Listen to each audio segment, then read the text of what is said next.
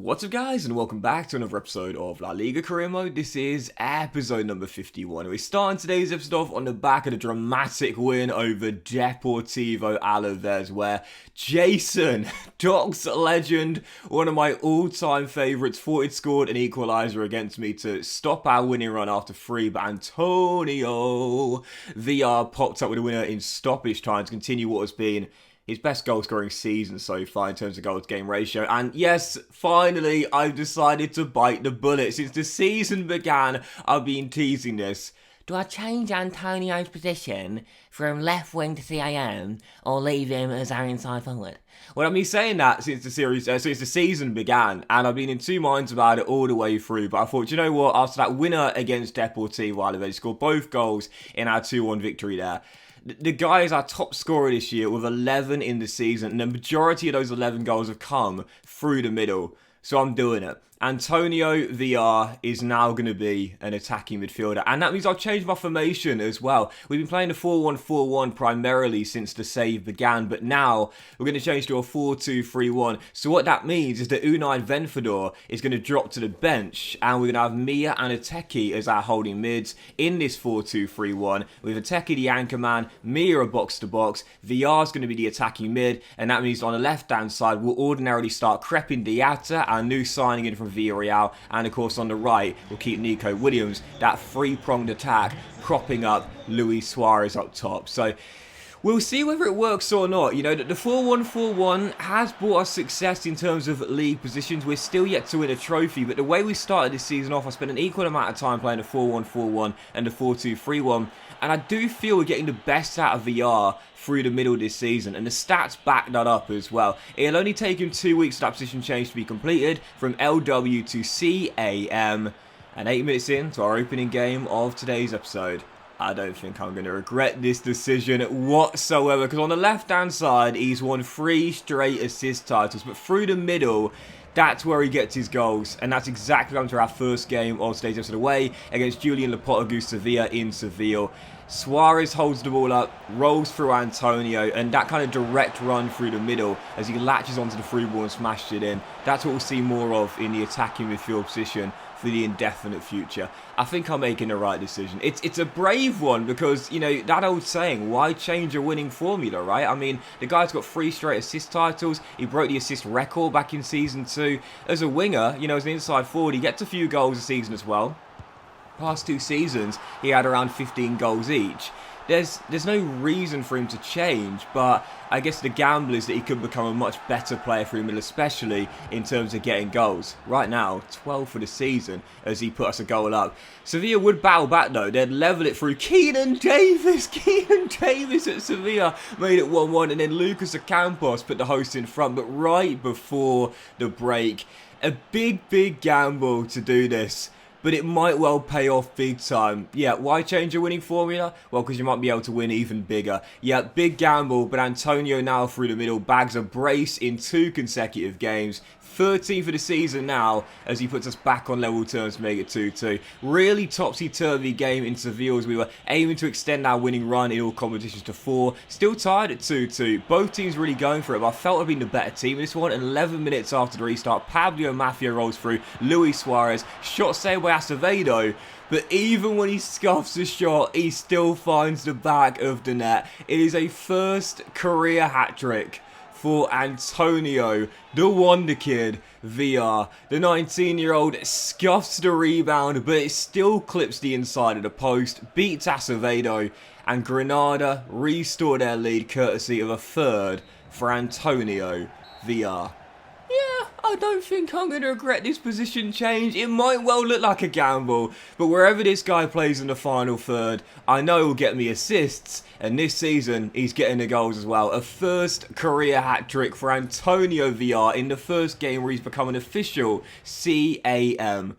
Yeah, you got to love it when those things work out for you like that. So, big win there against Sevilla, 3-2 the final score. VR with the goals once again. That is 5 goals in 2 games for Antonio VR. It's now 14 for the season. And, you know, I'm sitting there thinking, you know, as we go into a massive match day 4 in the Champions League group stage here, if we beat Ajax in Andalusia tonight, we guarantee qualification with 2 games to go. I'm sitting there thinking for Antonio, right now, if you look at the numbers, I mean, he's the top scorer in the league. And I mean, I'm not gonna put too much weight on this, because when I start to big myself up or gain expectation, that's when I start to bottle it. But as things stand, if you do the maths, well, if he continues his goal to game ratio, he'd hit the magic 40. He'd join Ivan Toney and Samuel Bell as the only Docks players to have scored 40 goals in a single league season. No pressure, Antonio. Still, for the second game of today's episode, again, this was the big one here. Match day 4, Champions League group stage. Ajax at home. We thrashed them at the Johan Cruyff Arena. 5-0. And so heading into this game, I thought if we just get a little bit of luck, a little bit of the rubber to green, and we can sneak through with a 1-0 win or a 1-goal win, I'll take it, because that will guarantee qualification with 2 games to spare. We've been the better team. A couple of amazing saves, and I mean amazing saves by Gorter. Kept it at 0-0. We did break the deadlock through Randy and Tekka right before half-time. Got ourselves in front, and then in the second half, Ajax were in desperation mode, really. Throwing loads of bodies forward, trying to find themselves an equaliser. They knew qualification was on the line, lose the game, and it was over. And with 22 minutes to go, well, some of you guys asked me, how do you score so many goals from defending set pieces and primarily corners? And the answer I'll always give is this: use the flanks. Exploit the flanks. And I know it sounds really, really obvious as Diatta turns in a cutback from Pacheco's run to make it 2-0. But when you have a corner that you're defending, I really wish I would have put some arrows on the radar to show you what I mean. You'll always have one man as what we call the escape man, or we used to call it in junior football the escape man. What a save by Maximiano, by the way, with the final few minutes. You'd always have an escape man, and that means you'd have one player not defending the corner in or around your penalty area, and he's further up the pitch around the halfway line. He's your escape man. When you are defending a corner, trust that the AI will keep your men tight in the box. You don't need to select one of your players in the box. You see qualifications now guaranteed after Liverpool beat Sporting, which means that in our final 2 games, I'm going to rotate my entire team. We'd have to win back-to-back, and Liverpool would need to lose at least 1 of the 2 games, including against us. So, yeah, it's not going to happen. But even so, when you are defending a corner, leave all of your players in the box alone. Don't select them. Don't control them. Don't try and tight mark the tallest guy in your box, for example. Leave it to the AI. Let the AI do the marking themselves. Select your escape man and angle him and push him to the side of the halfway line towards the touchline, because you can choose either side you want. I normally choose the side where the corner is being taken from. But if you angle your man, the escape man, towards the flank, what you'll notice is that the player that is on the opposing team who's taking the corner, their players will not tightly mark your escape man. They'll leave him alone, which means you'll have a man completely alone on the halfway line. You see I'm doing it there on the radar. If you look at the radar there, look at the red shirt I have far on the left-hand side, and the end doesn't really count for this corner, but you know what I mean. He's totally left alone. So once you get the ball back, you can launch it forward, run down that flank. You'll either have 1 or 2 men totally free and available to run, and you'll be able to come on that break and find a good chance from a corner. Because when the AI are running back from a corner, you'd often notice if you can exploit the space, and I often talk about it, if you exploit the space in behind, if you've got a quick team,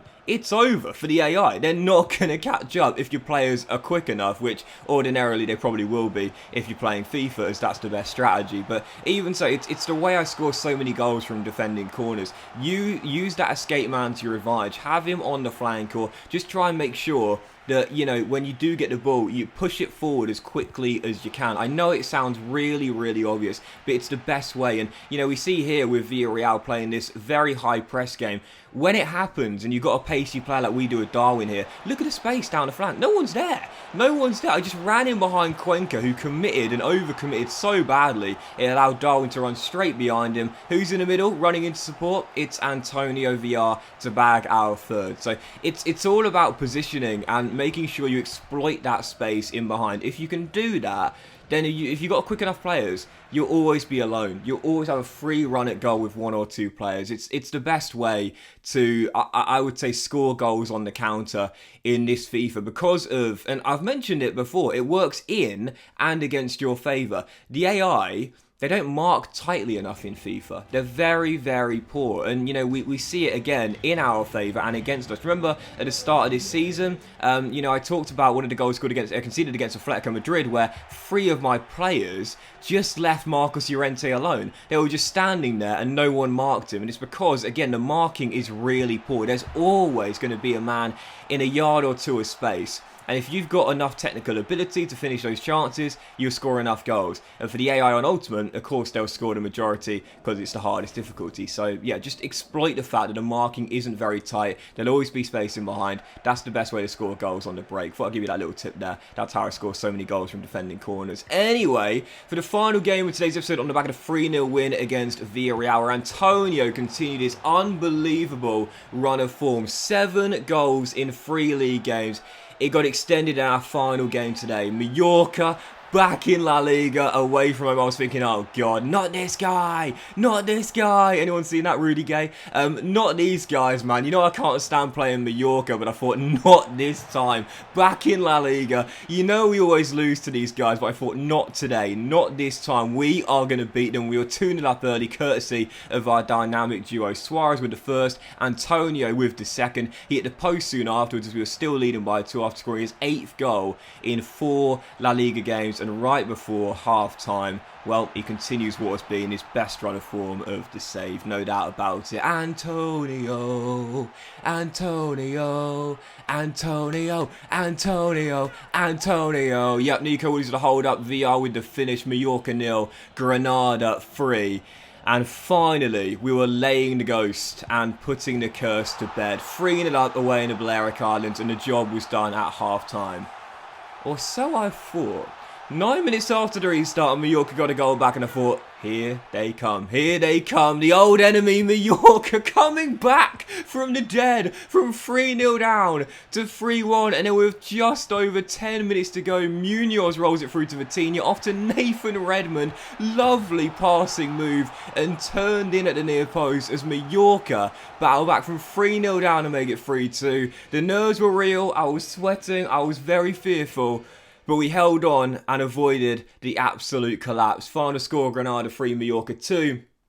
And our winning run extended to 8 in all competitions. Best run of form of the season. VR is still on absolute flames right now. We're through in the Champions League. We're top of La Liga after this great run of form. And Antonio VR is now an official attacking midfielder. Yeah, it took a few weeks for him to get it, but here it is. Antonio VR, now 85 rated, 18 goals in 14 games, 5 assists. Come on, Antonio, you're slacking there. But even so, he is now an official attacking midfielder. 5-star, high work rate, amazing technical ability. And now, officially, an attacking midfielder in this team. As for his development plan, I don't know. I think I'll keep it on balance because I really like that. But for now, VR is now officially an attacking mid. Maybe every now and then he'll revert back to his standard or his original LW. But now an attacking midfielder and leading this team into the knockout stage of the Champions League. Leading the way in the race to Golden Boot. And Granada leading the way in La Liga. What a fantastic run. But that will end today's episode of the Liga Career, guys. Big thank you for watching. If you enjoyed it, if you haven't, please drop a like. Much love to you all. Have a fantastic day. And I'll see you for the next episode of La Liga Career Mode very soon.